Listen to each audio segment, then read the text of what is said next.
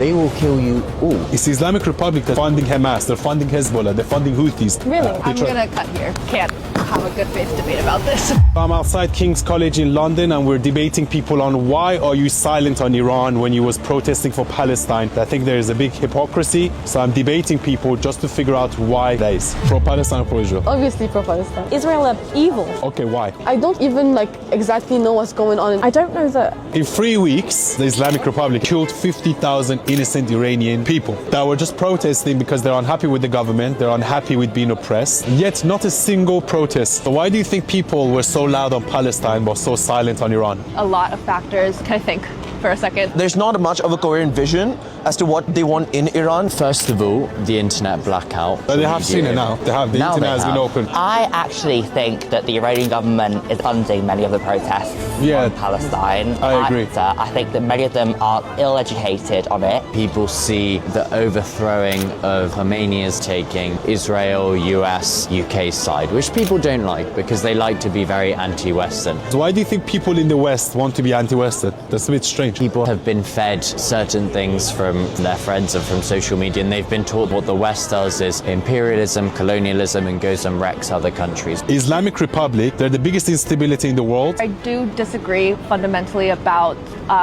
Can you just repeat what you were saying? It's the Islamic Republic that's funding Hamas, they're funding Hezbollah, they're funding Houthis, calling them resistance groups, but in reality they're terrorists. And trust me, I lived under the Islamic Republic, I know. And they've taken over our country, and I just feel so sad that the international community, especially university campuses, don't see this. If we get rid of the Islamic Republic, then you will have a much more peaceful Middle East, both for Iranians and for Palestinians. So I don't think Israel is the problem. I'm gonna cut here. I'm can't have a good faith debate about this. I'm sorry. But it's true.